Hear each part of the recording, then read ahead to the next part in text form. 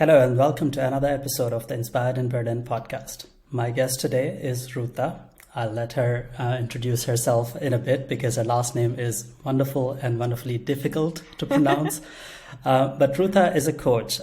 She helps restless and stressed achievers, in her own words, rebuild relationships and create fulfilling lives through mind mastery, emotional stability, purposeful manifestation.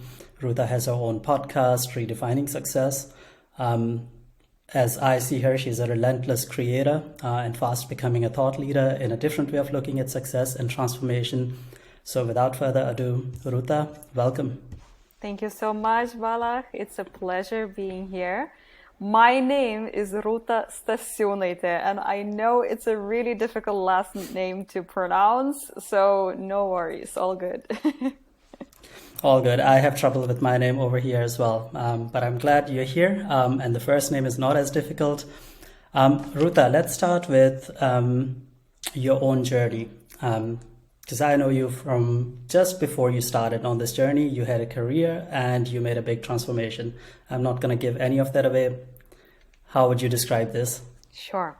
So, okay, where do I even start? I guess the interesting bits are that I had a corporate career as a project manager, and I was living in a few countries across Europe before the transformation happened, right? So I was living in Belgium, in the Netherlands, in Germany, in Austria, and I'm originally from Lithuania. And I had this career as a project manager, which was not fulfilling me at all. And I had anxiety attacks. I had nightmares at night. I had very stressful times in the office, as well as a lot of apathy. I was so demotivated that I wasn't even sure what is happening and why is that and what's really going on, until one moment, and that was in actually almost 4 years ago, in February 2018, that I realized I needed to reach out to someone to start really asking myself what is going on and understand, who am I? What am I here to do on this planet? What's my purpose? I was really looking for purpose because I have lost purpose along the way. And why did I lose purpose along the way was because I didn't do what I liked doing as a project manager. It was a job that was paying my bills, but it was not more than that. The environment was not my thing. The type of people I was surrounded by, the relationship I was in was not functioning properly. So there were a lot of things that happened that somehow I felt like I lost myself. I wasn't sure who I was anymore. And I was prioritizing everyone else over myself and over my own needs. And so when I started working with a coach back in February 2018, that was the very beginning of my journey as a conscious person, as a person who actually started really diving into the subconscious mind, into self-awareness, self-inquiry, and becoming extremely curious, not only about myself, but also about reality as a whole. And what are we as humans meant to be doing on this planet? And what are we as humans getting excited about on a daily basis? And how can we also stop all the suffering, stop all the complaining and fights and negative self-talk and just interacting with the world in a very destructive and disruptive way. So then, as a result, after, months and months and months of continuous work with several coaches, a lot of things changed, as you know. So to begin with, I have ended my 5-year relationship simply because I realized that I needed space for myself. And actually, we ended up staying friends and everything is great. And I'm really happy for him and for myself where we are. Then I also started going to a coaching school where I acquired a certificate in transformational coaching, which, by the way, was just a stepping stone for me to realize that you know what? I never wanted to work for somebody else to begin with. And how did I even end up in the corporate world? I don't even know. But the thing is that was my conditioning. That's where I came from. My family, everybody was working for a company, for an organization, an institution. And so there were no entrepreneurs. There were no people in my family who were inspiring me to be on my own and to take responsibility, to change something and to become my own boss. And so when I was realizing all these patterns that, oh, it's actually coming from my past, it's coming from my family, it's coming from my friends back in the days, that's when I realized that I'm not meant to live this way. And that's why I'm suffering so much. That's why there is so much resistance to my reality as it is. And then I quit my job because I realized that with coaching, it's actually, I can make that my life. And that's not the only thing that I want to do, but it's at least one of the things that I want to do. And then I also moved countries when I realized that I don't want to stay in Berlin, where I lived actually twice. I was living in Berlin twice. First time was back in 2011-12. And then I was there for as a student, and then I had to move to the Netherlands for a double degree. And I came back to Berlin some years later and lived there for another 4 or 5 years. And I realized that chapter also came to an end because I enjoyed the lifestyle of a city for a while, but I am a nature person. I'm a wild kid. I love getting my feet dirty. I love the touch of the ocean. I love the smell of the breeze. And that's why I am now in Portugal. So that's the summary. Wow, fascinating story. There's so much to unpack there. Isn't it a lot of us, isn't it the same story for a lot of us, that we kind of go through life following certain patterns that we have picked up, that perhaps other people have created for us, and kind of living in environments that reinforce that. And perhaps the only shot we have at transformation is really kind of hitting rock bottom.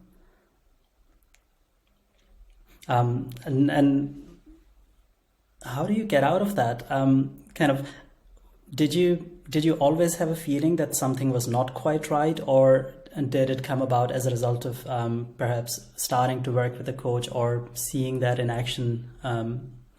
That's a great question. Yeah, and also what a great observation, because indeed, I had several conversations, in fact, in the last week with different people exactly about that. Why do we actually start changing? Because so many people don't ever change, and so many people don't dare to change, even if they realize that it would be a good idea, but they don't dare to change because it is really, really scary, actually. Not to scare people that it's scary to change, but in fact, you need to face all your fears. You need to face all the uncertainty, the unknown, and so much turbulence is going on in that transition. But the path and the life that you create afterwards is just unbelievably beautiful, and so much more aligned, and so much more true to your soul and what you desire and how you feel in your daily life. So that's the thing. Indeed, one of the things is that people need to hit some kind of a rock bottom. It could be in a shape of maybe losing a loved one, maybe having a near-death experience, maybe having had some kind of an accident which suddenly made them realize something. But at the same time, what it requires is just really this curiosity. And when you ask me, did I have that curiosity my entire life? Did I feel like something was going on? Yes, I did. But I did not look at it. I didn't take it seriously. I thought that my mind knew better. And I was not listening to my intuition whatsoever, even if there were so many signs in so many shapes and forms. There were so many red flags. And And then, yeah, I basically hit the rock bottom in a sense where one day I realized, oh my goodness, I'm living someone else's life. It's not my life.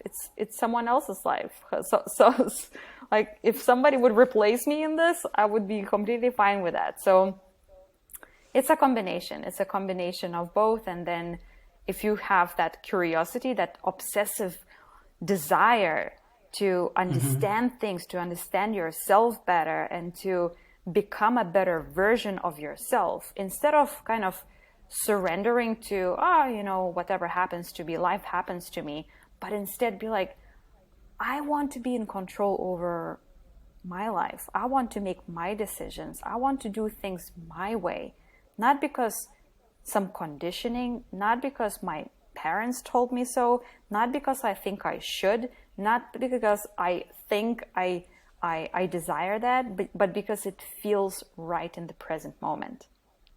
Mm-hmm. That's amazing.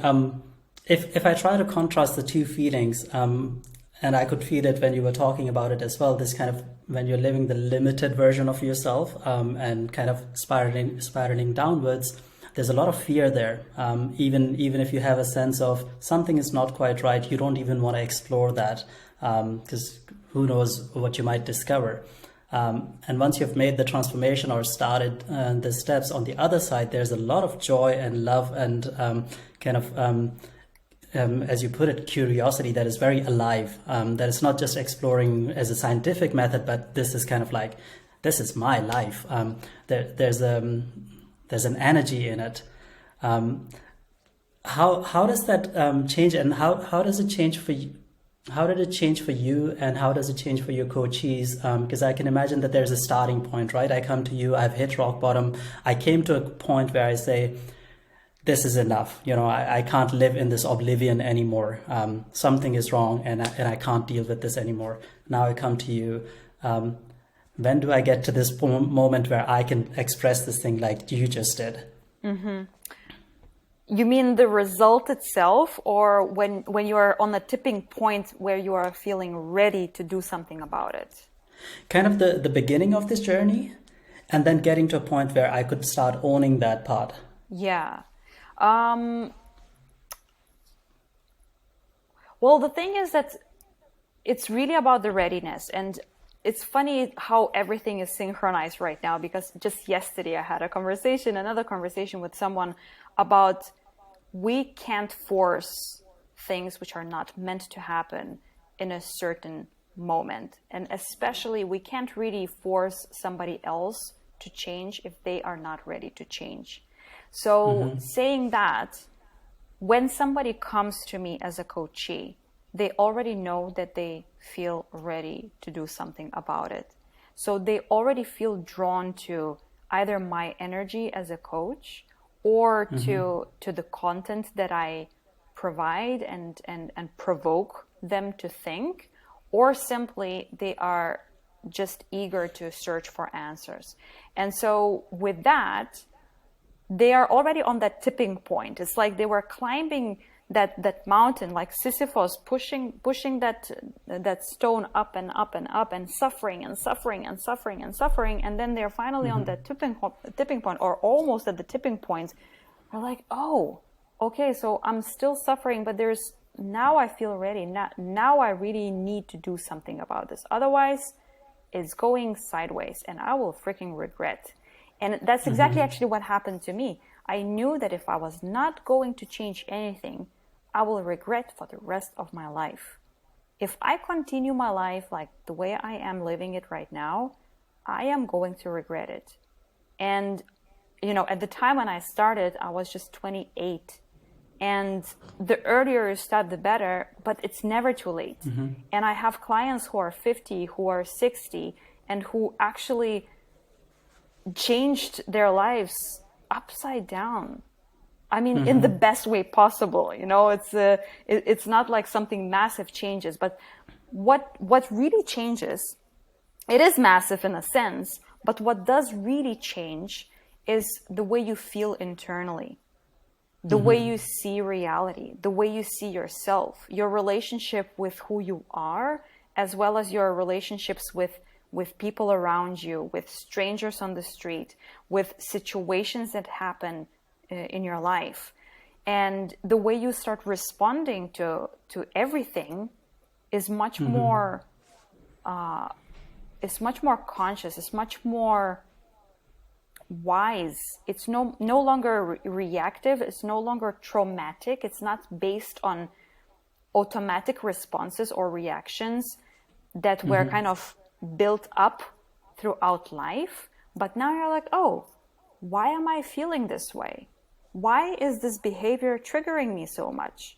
Why are these words making me feel this in this moment? So people really start stepping away from the situation, and because of that, they're not the actors in the performance on the stage, but they're sitting in the audience observing and like, oh, I wonder, why is that happening right now? I really don't understand.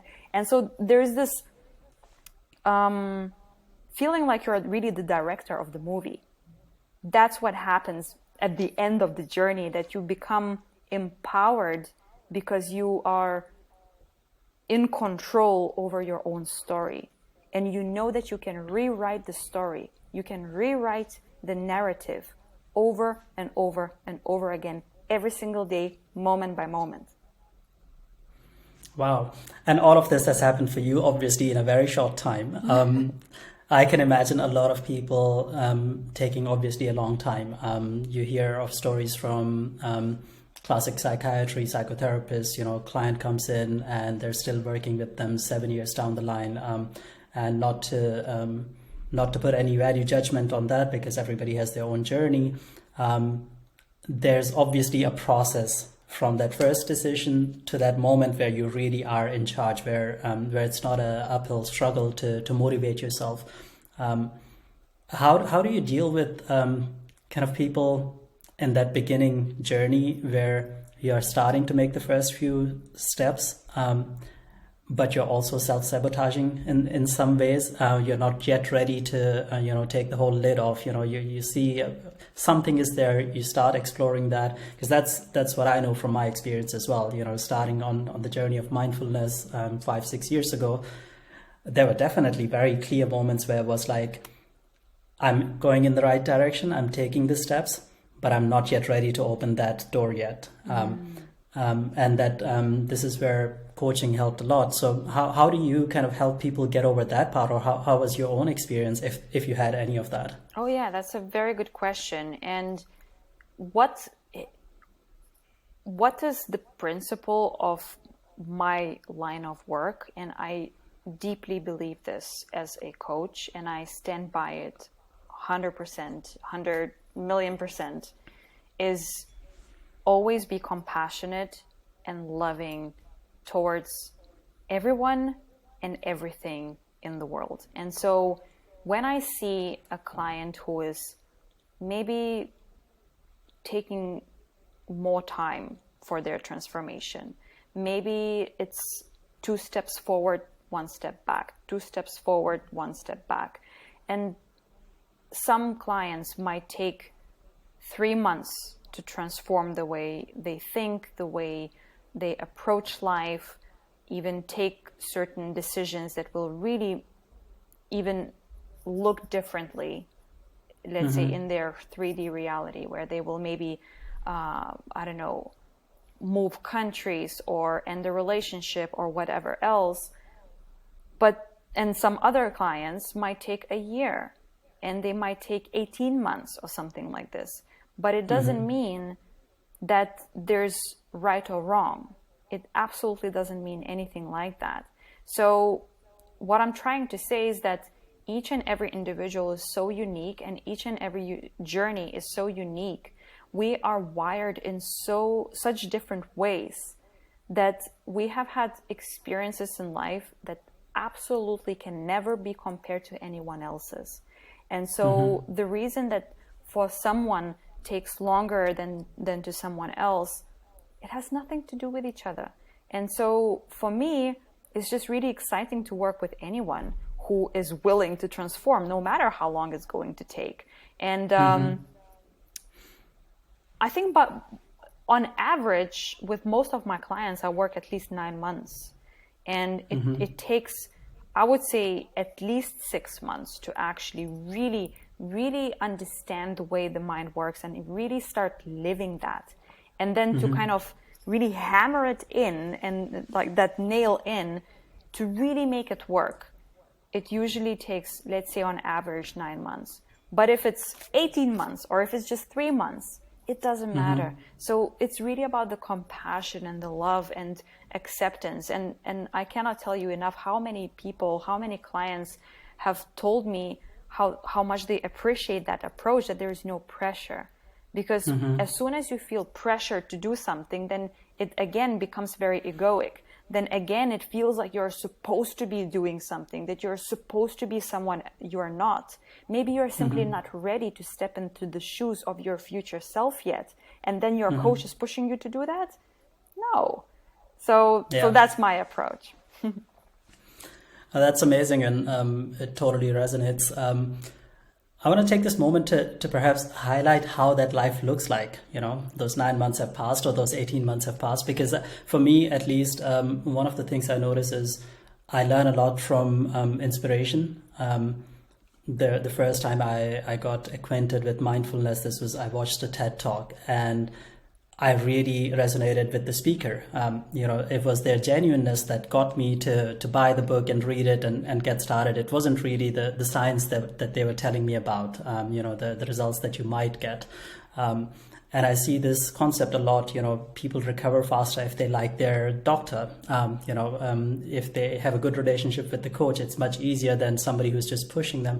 But once you're there, there's something to look forward to, that you see in the people that inspire you. And you definitely seem to have created quite an example of that. How does your life look like now? Are you willing anything and everything into existence? Do you have to deal with some self-motivation, or are there any doubts at all? How's your life? That's also a great question. Of course, I'm a human just like anyone else. And I do have challenges here and there. But what did really shift massively is that I no longer judge myself when I have, let's say, a low energy day. I no longer beat myself up for not having, not feeling creative that day, for example, or not feeling 100%. So that shifted massively. Now, which basically means that I am aware of what's going on at all times. I am aware that, I am not 100%, or, I am aware that I have certain emotions showing up. I am aware that my mind is not so positive today, but I'm not going to judge that. I'm just going to let it flow and let it pass. And it's also all going to be okay. So that's something for sure to keep in mind, that there's no such thing as perfection. And I think this is the key in this conversation then, that there's no such thing as, now I will become this Buddha and I will never have any issues and I will never in my life will have any challenges. No, you will. But the thing is that you will know how to deal with them. You will have the tools, the techniques, you will have the mindset, you will be equipped with the mindset system in place, which you will be able to utilize at any moment. Whenever you feel like, I wasn't aware that behavior or those words that somebody tells me are triggering me. Now I know how to deal with that. So that's one thing to say. But then overall, my life has become so much more relaxed. There's so much more trust. There's so much more belief in myself and my capability. There's so much more trust in the natural process and in the natural unfolding of what is meant to be happening. Instead of me thinking that I know all the answers and I know how life is supposed to unfold, that this is what I want and this is how I'm going to get there. I have been proven so many times that that's not the way to go. We think we know what we want, how we're going to get there, and when we're going to get there. But these three things, it's not possible. It really isn't. And that's what makes the journey such a struggle. So when we let go, like, yeah, you can want something, you can want to go there, but once you let go of the how and of the when, that's when you really start enjoying the journey. So long story short, the way I live now is I surrender to the experience, to the unfolding. I allow things to happen so that they surprise me. I allow opportunities to come without me thinking, oh, but this is not something that I'm supposed to be doing. It doesn't align with my how. No. Oh, this is interesting. I never thought about that opportunity. I never thought about doing something like this. I never thought about giving a speech or I don't know what. It's just being open and receptive and attentive. And that's the life that I live right now. Wow, amazing. So you're definitely not losing any energy, even if you're having an off day. And that I can imagine is already a big boost, right? And I've been following Tony Robbins for a while, and it was one of his talks very early on, I think 6 or 7 years ago, that kind of jolted me out of a bit of a slumber. And he talks a lot about managing your mind and managing your energy.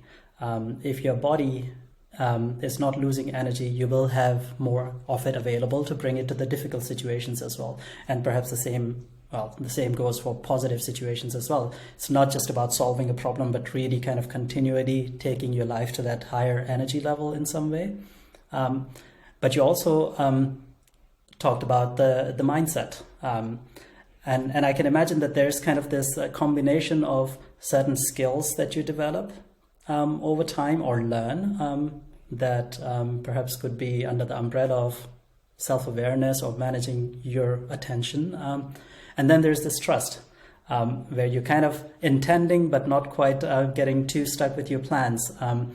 It's this game that you're kind of playing with life. Yeah, that's it. That's like a dance between imagine a river. So you surrender to the flow of the river, of the stream, but you don't know where it's going to get you. And that's kind of what it is. So you focus on the things that keep you on top of the game. So in Tony Robbins' words, where attention goes, energy flows. And in that sense, that's exactly it. If the river is full of, I don't know, mud and negativity and something that's very heavy and makes you feel exhausted, that is not going to get you forward very much. So mud doesn't move. If you imagine river as an analogy, then you're not going to move very far. You're not going to travel very far, and you're not going to reach a lot. So you're going to kind of get stuck in that mud and not really get much out of it. Now, if the river is clear, imagine a beautiful river in the mountains, and you see through, and the fishes are floating around and swimming, and then, it's like the plants are growing, and it's a healthy ecosystem. That's exactly the same with your mind. So if your mind is healthy, if your mind is positive, if your mind is focused, if your mind is aware, then the energy flows. Then you surrender to that flow of the river or to the stream, and that's when you basically, with that dance, you get to where you, in a sense, want to go. But the trick is here as well. We think we know what we want specifically, but in fact we don't. And what I mean with that is that some people would say, oh, I want to live in Thailand and I want to have this massive house and I want to, I don't know, have a nice car and I want a family with 3 kids and 2 dogs and, like ticking the boxes. But really, you don't really know that you want that. What you do want is to feel fulfilled. You want to feel at peace. You want to feel safe. you want to feel content. This is what you truly want. How does that look like in 3D reality? If that's really in the big house, or if it's in a tiny hut in the middle of a forest, you don't really know that. And this is what it means to trust. To trust that whatever is going to happen is meant to happen, as long as you follow your healthy mindset and you follow what feels good in the moment. Now, I totally agree with you, but I can imagine that it is hard to accept for a lot of people, right? Kind of like just trust life, and perhaps what you say or you want is not exactly what you want. I guess if we spent enough time, we could prove rationally that that is also true. But it's hard to accept because people do. I mean, we live a life where there's a lot of reinforcement on the opposite side. There's a lot of reinforcement of staying in control, of conforming, of continuing the patterns that we are accustomed to because they're safe and they're familiar. And especially if you have a regular job in a pretty nice city, I mean, why would you want to leave Berlin and live somewhere in the middle of Portugal? It's a risk, right? And you don't have enough role models. So there's kind of a tussle. And I suppose in the beginning, you kind of take on the shallow aspects where you go like, you know, maybe what Ruta is saying, I don't quite get it. I don't quite agree with it. I'm not yet ready to trust the flow of life, but she seems to be happy doing what she wants to do. So perhaps I'll take that first step, you know, and I'll start on this journey of self-awareness. And I suppose there is some value in people being able to say, this is what I want.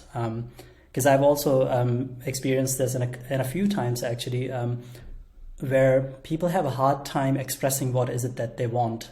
Because even that feels like kind of sacrilege, you know, it's a sin to want something for yourself.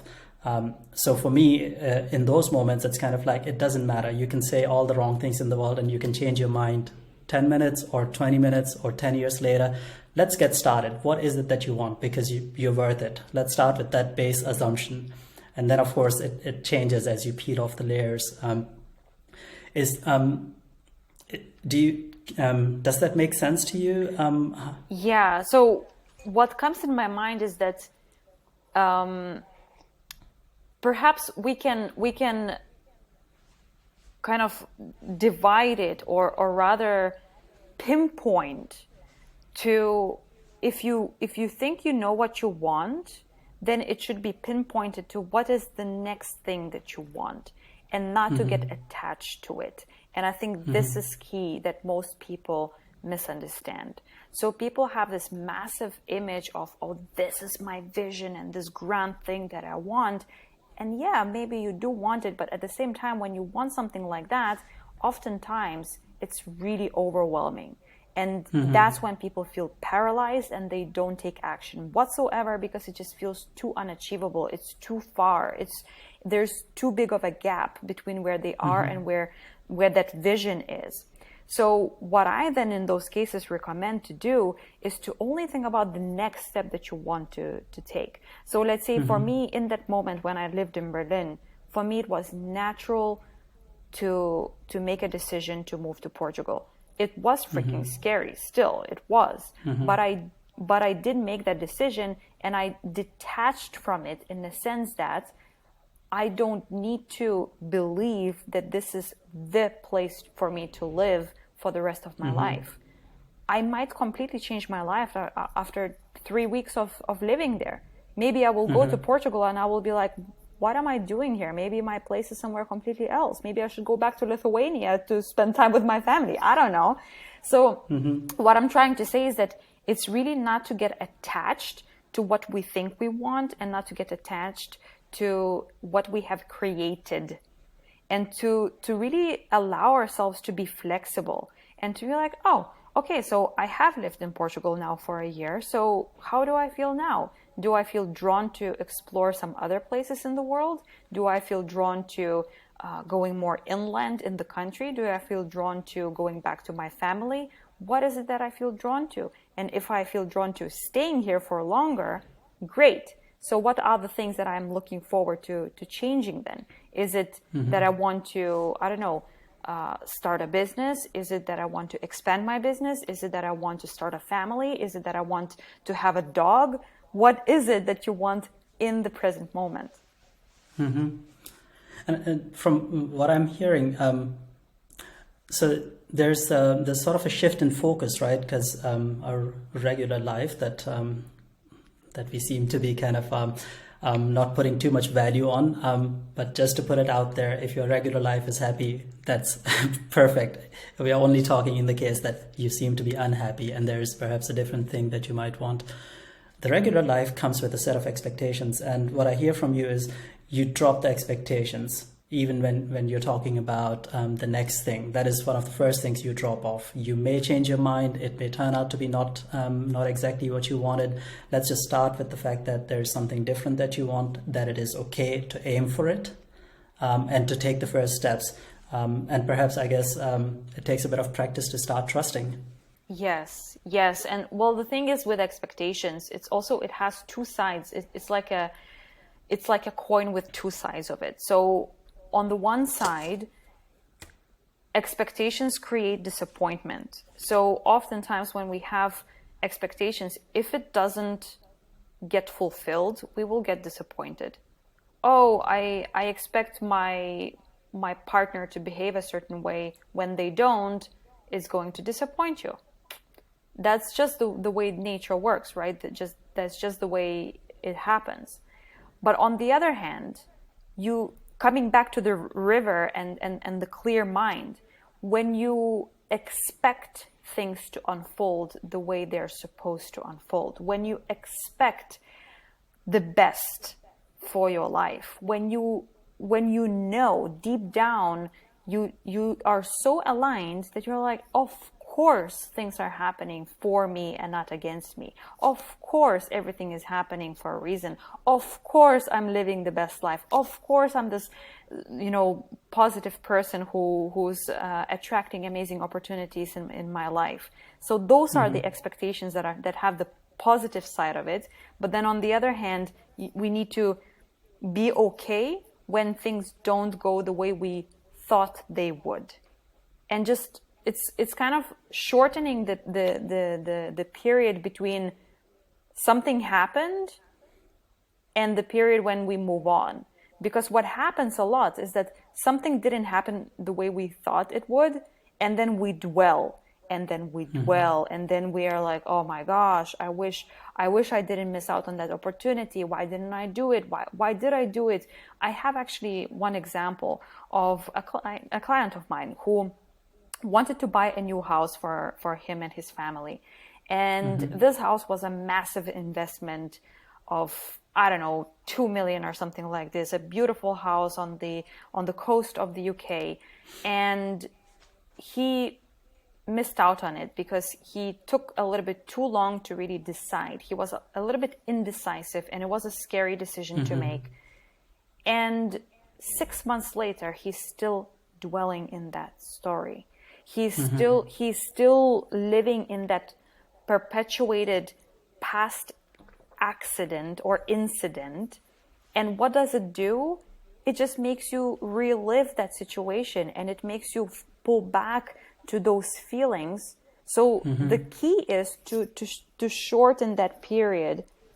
When did it happen? That disappointment, that the expectation that was not fulfilled, the negative experience, and when do we move on?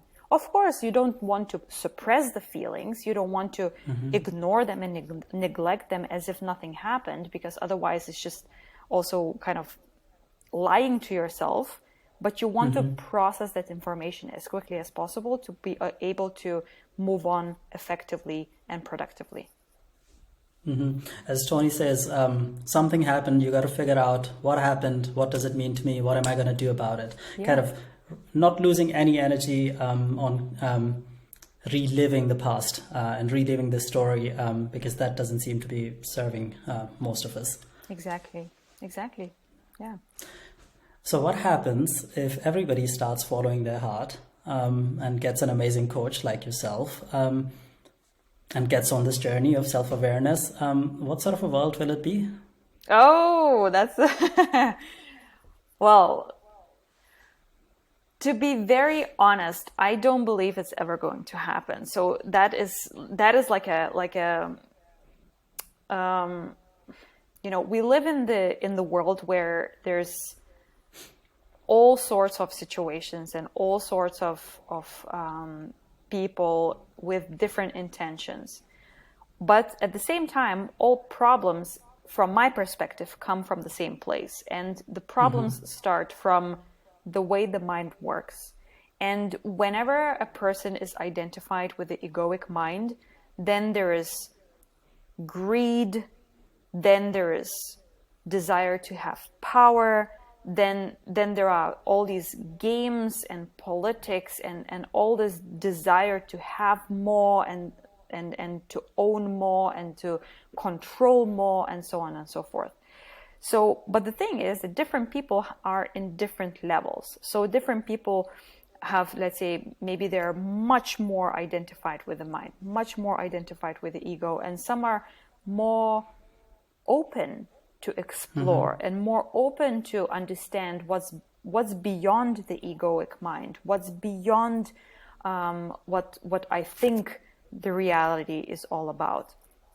So for that reason, realistically, I don't think it's going to be like, oh my gosh, we will live in this utopian world.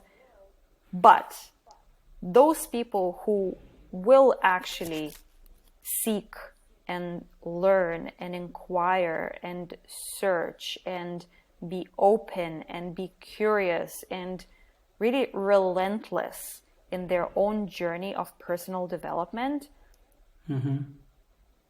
that world for those people is so much more relaxed. It's so much more abundant. It's so much more aligned.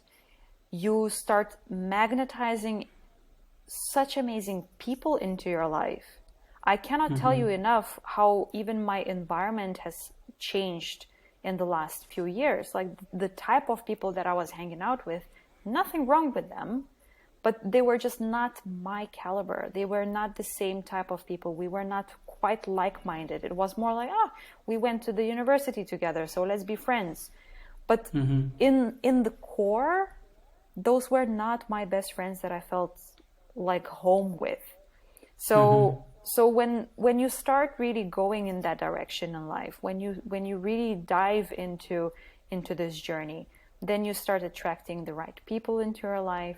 Then you become much more compassionate and loving when you see people suffering, and when you see angry people on the street, when you see somebody treating other people badly in the supermarket, you understand where they're coming from, and therefore you are more loving, you are more compassionate.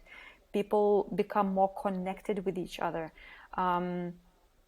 Because they're more attentive, they start seeing more opportunities. They also become more conscious on what kind of a footprint they leave on this planet.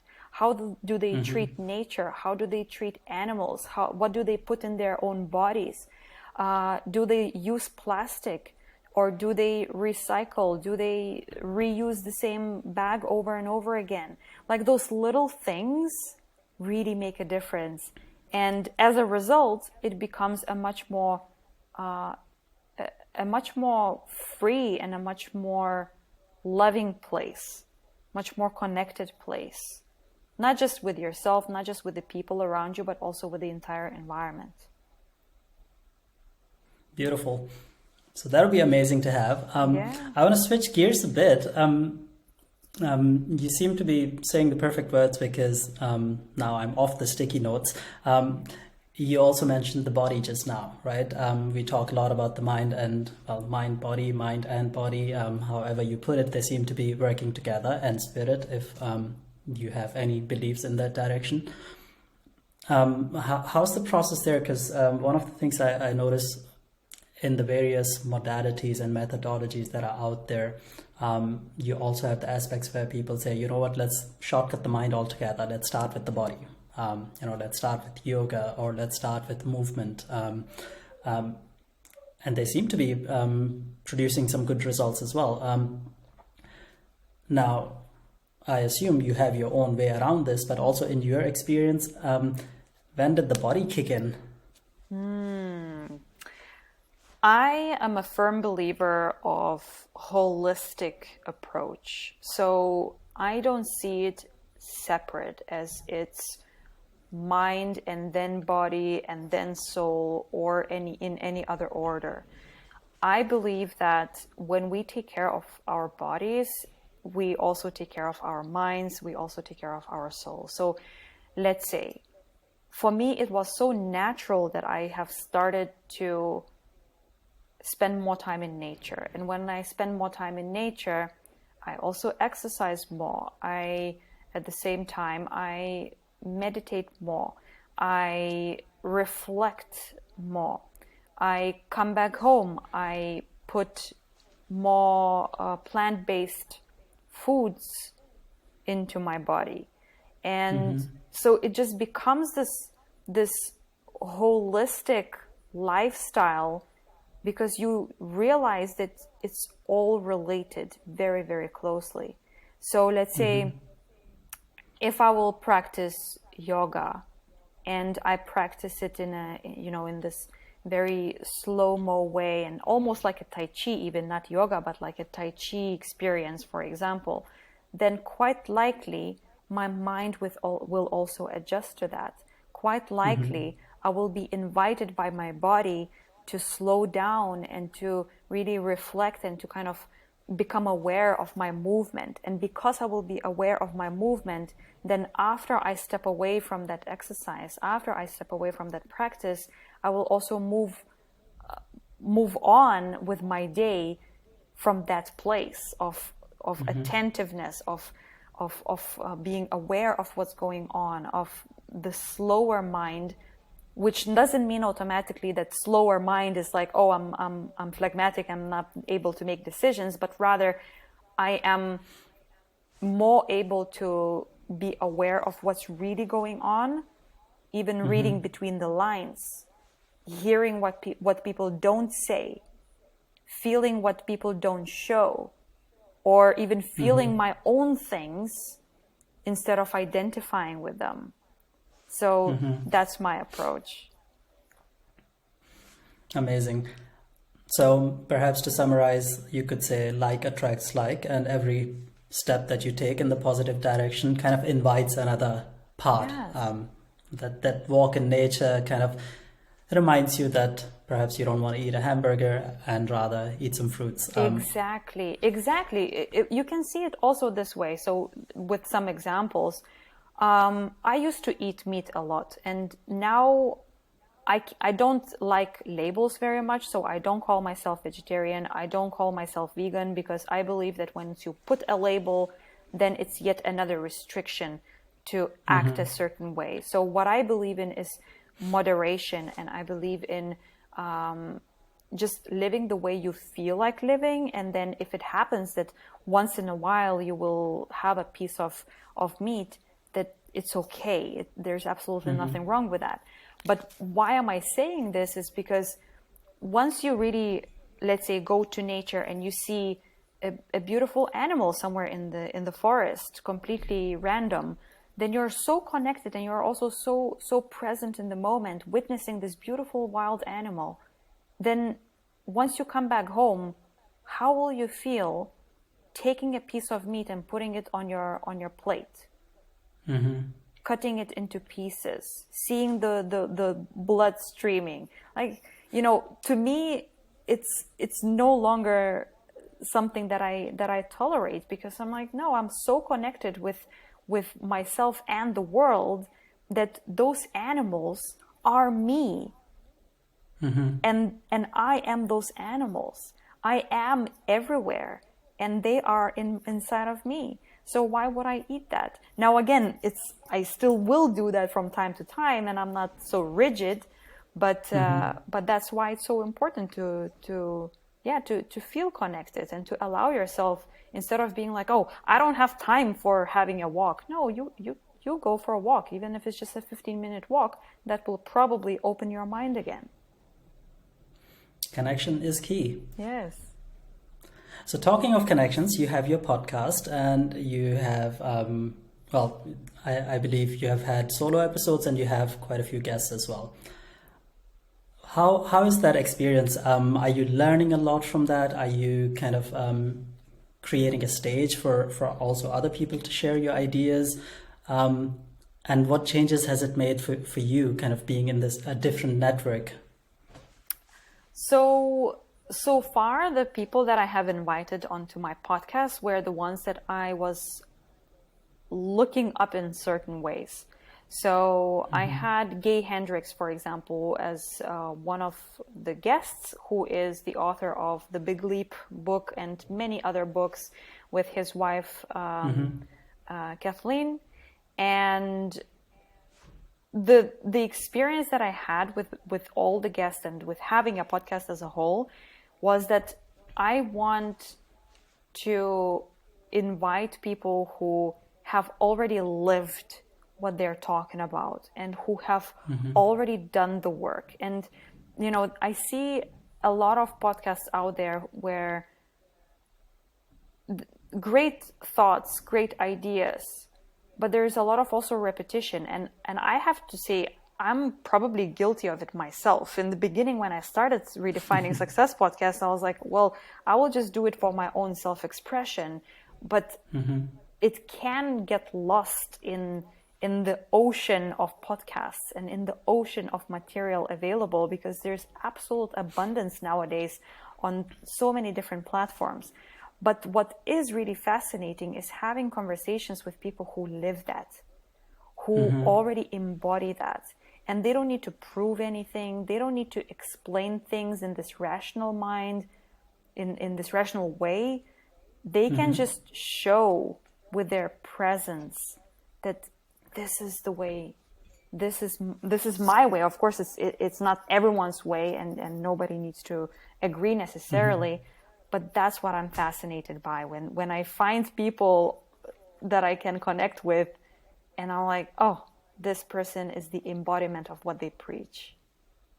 Sweet. So that's your way of kind of recharging your own batteries as well? Kind of, yeah. I get really, really excited about not only with people who already embody that, like even right now, having a conversation with you and also conversations with my clients, it's always so exciting to dive into the conversation, into understanding the way the mind works, and why do we believe what we believe, and what does it really mean, and how to move forward, and what to change, and what kind of belief to unbelieve, and what kind of new beliefs to install in the subconscious mind, and how to do that, and all these nuances is just so fascinating.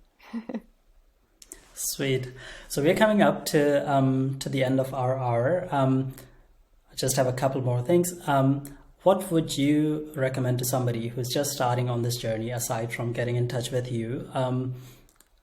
Is there anything that people can start doing that can already put them on this path? Yes, just follow intuition, what they want to learn, because everyone's journey is different, and you might be drawn to different things, to a different energy, to a different teacher, to a different book, to a different class, to whatever. So I would recommend to just follow the intuition and follow where do you feel drawn to. If you feel drawn to Balach and his energy, and you want to learn more about what he's doing, then go listen more of his podcasts, read more of his blog posts. If you feel more drawn to, I don't know, Tony Robbins and what he's teaching, go read a book of his. If you are more interested in a workshop, then go on, I don't know, meetup.com and search for a workshop or a meetup or some kind of facilitated environment where you can meet like-minded people and you can experience something that you haven't experienced before. So yeah, that would be my recommendation to start with, just to follow intuition and see where it gets you. Beautiful. Last thing, Ruta, where can people find you?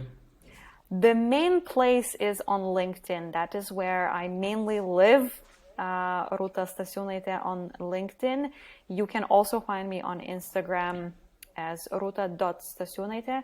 But I guess the easiest is if you go to redefiningsuccess.co.uk, and you will find all the links there. Perfect. We're going to put up the links in the show notes as well. Please reach out to Ruta and have a beautiful life. Ruta, thank you for this hour today. I look forward to having more. Thank you so much. It was a great pleasure talking to you. Thank you so much. Pleasure as well. Ciao, everybody.